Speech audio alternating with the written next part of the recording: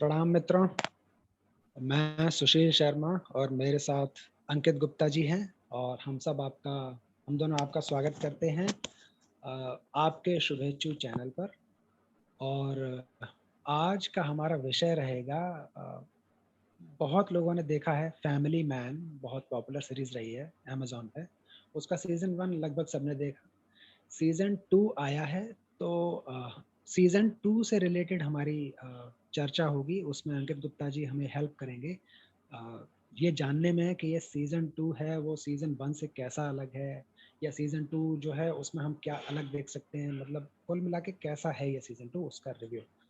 तो अंकित गुप्ता जी, सबसे पहले तो मैं ये जानना चाहूँगा कि दर्शक लोग जो हैं बाकी चैनल्स पे जाते होंगे, वहाँ रिव्यूज़ देखते होंगे। तो अगर मैं सीधे मुद्दे की बात पे आऊँ, किसी खान की मूवी है और कोई खान ही रिव्यू दे, तो आप समझ सकते हैं बायस्ड रिव्यू माना जाता है वो जनरली। तो इस पे मैंने कुछ 2 लाइन लिखी थी, जैसे बातें ही उसके रिव्यू में थी इस बवाल की, राधे कबाड़ मूवी भी कर दी कमाल की।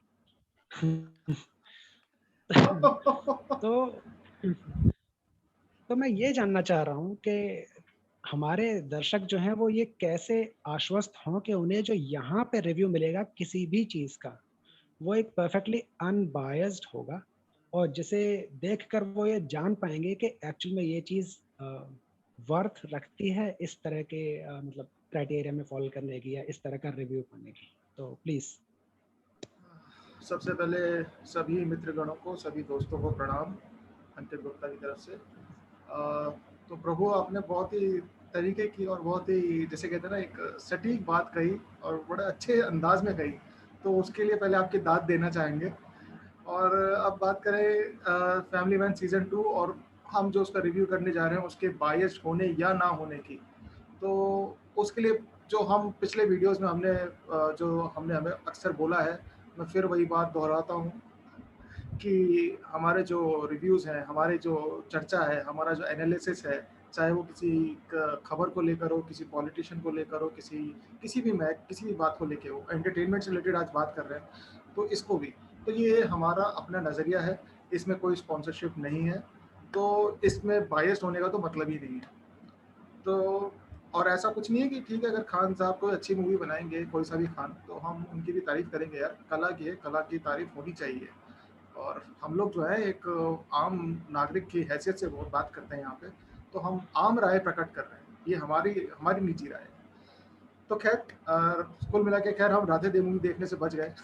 मैंने तो नहीं देखी, पर हाँ, नो डाउट मैंने फैमिली मैन सीज़न 2 देखा और बड़ा दिलचस्प था। और सबसे अच्छी बात है इस फैमिली मैन सीज़न 2 की कि इन्होंने उस जिंक्स को, उस ट्रेंड को तोड़ा है कि जो चला आ रहा था कि सीज़न 2 किसी भी सीरीज़ का आता है वो फ्लॉप होता है या फिर बेकार होता है, या वो उस मार्क पे नहीं पहुंच पाता है जो कि सीज़न 1 ने क्रिएट किया था। एक मैं एग्जांपल के तौर पे मिर्ज़ापुर, सेक्रेड गेम्स, इन सब का नाम लेता हूँ, क्योंकि इनके सीज़न 2 उस कदर के हावी नहीं हुए, उस कदर के जैसे दर्शकों के दिमाग पे वो असर नहीं कर पाए जो इनके सीज़न 1 में किए थे। सीज़न 1 का खैर दिमाग पे हावी होना या दिमाग पे एक छवि छोड़ना ज़ाहिर सी बात है, क्योंकि उस समय आप ज़ीरो माइंड सेट के साथ देख रहे होते हो। आपका एकदम ब्लैंक स्लेट होती है, तब वो एक निर्देशक ने, लेखक ने जो कहानी लिखी और जो उतारा है पर्दे पे, वो आपके दिमाग में छपती है। फिर आपका एक माइंड सेट हो जाता है कि यहाँ हम देखना चाहते हैं उसके आगे की कहानी, और वो जब थोड़ी सी 19-20 होती है ना, तो वो खराब हो जाता है। पर यहाँ पे तारीफ करनी होगी इसके क्रिएटर्स की, जो जिन्होंने ये इसको बनाया, और इनके अदाकारों की। इसमें मशहूर मशहूर कलाकार हैं सारे। सबसे बड़ा नाम इसके अंदर मनोज वाजपेयी है, और जिनकी एक्टिंग के लिए वो बहुत जाने जाते हैं। और दूसरा बड़ा नाम है सामंथा अकिनीकेनी, जो कि तमिल एक्ट्रेस हैं। और ये बहुत, जैसे कहते हैं ना, ट्विस्टेड सी बात है कि मतलब एक इतनी बड़ी तमिल एक्ट्रेस को उन्होंने कास्ट किया है एक वेब सीरीज़ के अंदर, और ये उनकी पहली वेब सीरीज़ है, और वो भी एक हिंदी वेब सीरीज़ है। हालांकि उन्होंने हिंदी बहुत नाम की बोली है, तमिल डायलॉग्स हैं सारे, सबटाइटल्स के साथ आपको देखनी होगी। इसमें काफ़ी कुछ लैंग्वेज का वो है, पर हाँ, नो डाउट इंटरेस्टिंग, बेहद बेहद इंटरेस्टिंग। आपको फर्स्ट सीजन से लेके फर्स्ट सीन से लेके लास्ट सीन तक आपको ग्रिप में रखती है, आपको छोड़ने के लिए आपको मजबूर कर देगी कि मतलब आप छोड़ नहीं सकते उस चीज़ को। बिंज वॉच के लिए एकदम वर्थ बिंज वॉच। तो इसमें मैं एज अ नॉर्मल व्यूअर, मतलब मैं इतना इंटेंसली अगर चीज़ों को नहीं फॉलो करता हूँ, तो मेरे जैसे दर्शकों के लिए इस सीजन 2 में आप ऐसा क्या देखते हैं जो मेरे जैसे दर्शकों को भी मतलब ऐसा लगेगा वाह ये तो कमाल की चीज़ प्रभु इसके अंदर मतलब जो नहीं भी देखता ना, जिसको एंटरटेनमेंट में शौक ही नहीं हो बिल्कुल ही, कि मेरे को मूवीज में शौक नहीं है या ऐसा कुछ है, तो उनके लिए मैं कहूँगा भाई एक तो सीजन 2 सीधे देखना ना शुरू करें, क्योंकि ये उन बॉलीवुड डायरेक्टर से, उन बॉलीवुड प्रोड्यूसर्स और उन जो प्रोड्यूसर्स हैं उनके जैसा नहीं है यहाँ पे काम, जिन्होंने मर्डर 2 मर्डर 3 बनाई, लेकिन उसका ना तो मर्डर से कोई लिंक है, ना मर्डर 2 से कोई लिंक है, ना मर्डर 3 से कोई लिंक है। बस वो एक फ्रेंचाइजी है जो उन्होंने बस उसको चले जा रहे हैं, या राज 1 2 3 4 उन्होंने ऐसी बनाई। पर आप देखें, अगर आपने देखा होगा तो उनके स्टोरीज में कोई लिंक नहीं होता, नॉट एट ऑल। सारे कैरेक्टर्स ही चेंज हो जाते हैं, सब कुछ चेंज हो जाता है, कहानी नहीं होती बिल्कुल।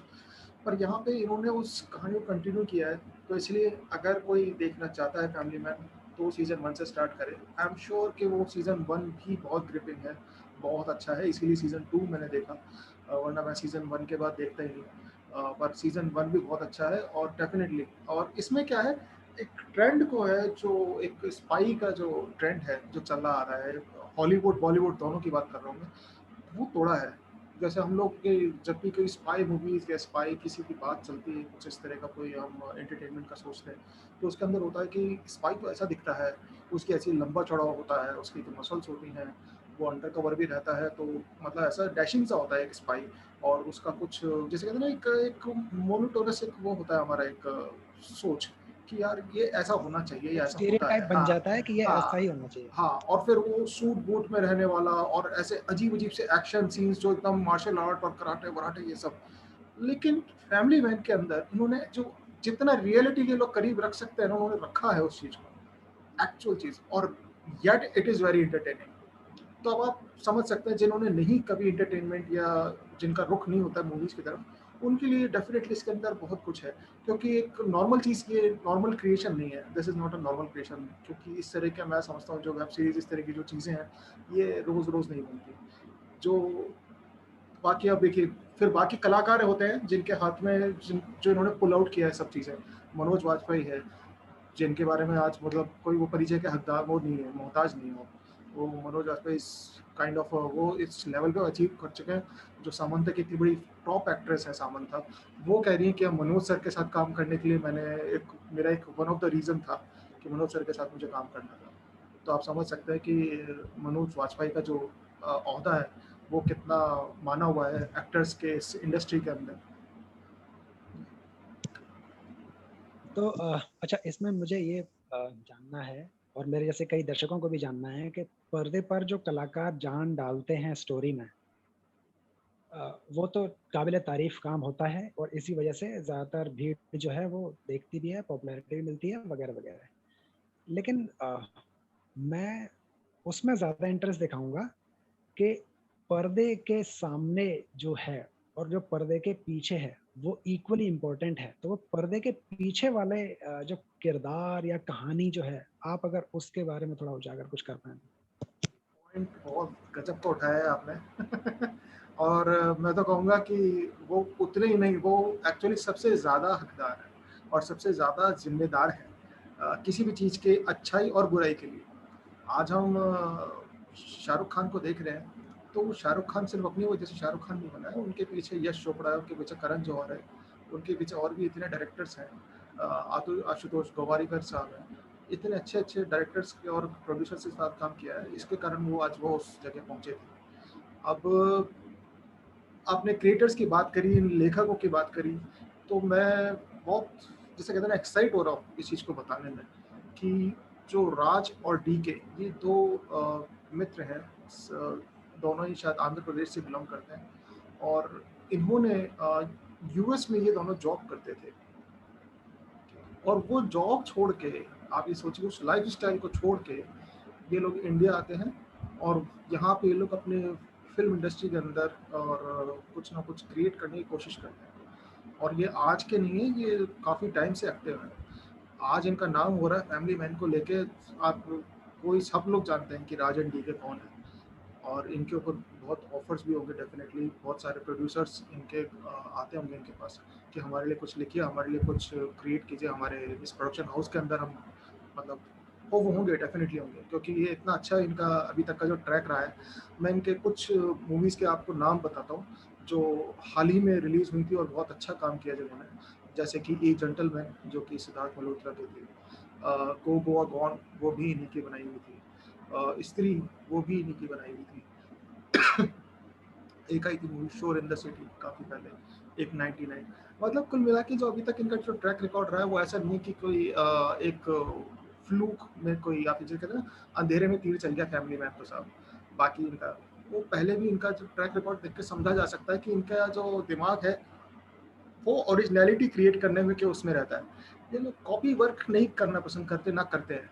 अभी तक तो ऐसा नहीं देखने को मिला है, और मैं चाहूँगा कि आगे देखने को भी ना मिले ऐसा कि हम कोई कॉपी वर्क देखें राजन डीके की तरफ से।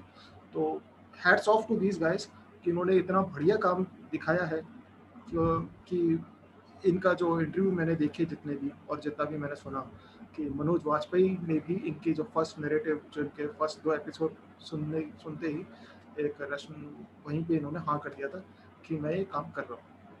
और समंथा ने भी एक बहुत एक्साइटेडली इस सीज़न 2 को इन्होंने एक्सेप्ट किया था।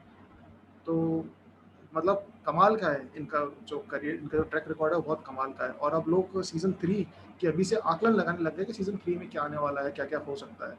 आप इसका एक्साइटमेंट और वो देखिए कि इन डायरेक्टर्स का कि इन्होंने वो जो एक छाप छोड़ी है, जो एक जिसे कहते हैं ना लोगों को वांट फॉर मोर के लिए, जिसे कहते हैं क्रेविंग छोड़ देना, वो चीज़ इन्होंने क्रिएट कर दी है एक।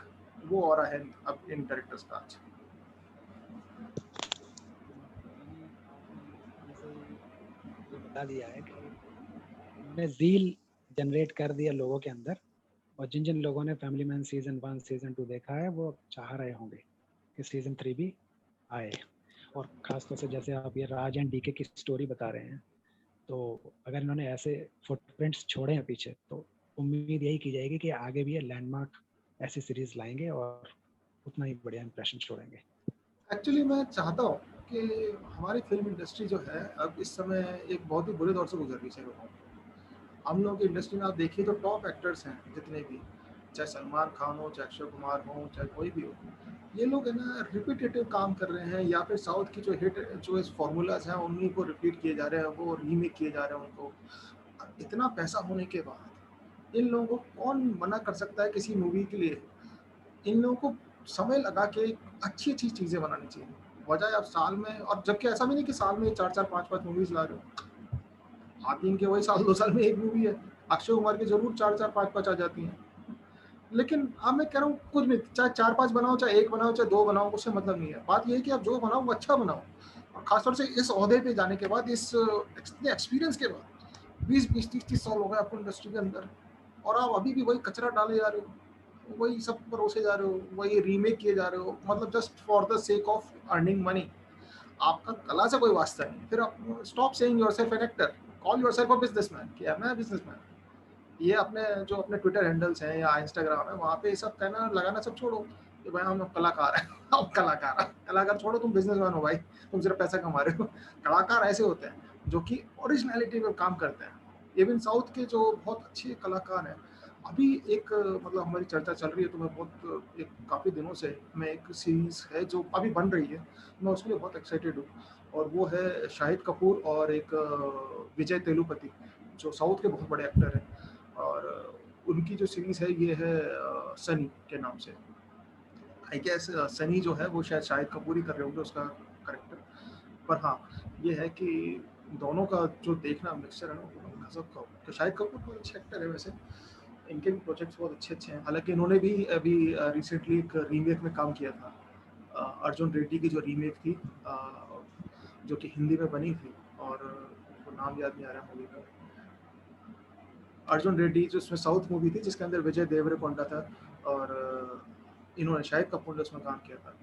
तो खैर मतलब कुल मिला के बात ये है कि शाहिद कपूर के लेकिन और उससे पहले जो मूवीज आई है जैसे कमीने बहुत अच्छी मूवी आई है, उनकी जो एक्टिंग का जो ऑरा जो एक चीज कहते हैं ना कि कितना अच्छा एक्टर है वो उस मूवी में देखने को मिला कि शाहिद कपूर क्या कर सकता है। अदरवाइज उससे पहले उन्हें एक चॉकलेट बॉय के तौर पे देखा था। तो I am excited about Sunny.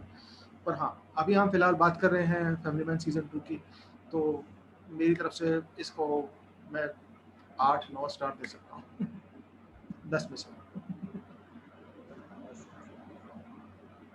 लेकिन अगर आप स्टार से रेटिंग देंगे तो आवाज कट रही है, आवाज नहीं आ रही। अभी अभी आ रही है आवाज? हाँ आवाज।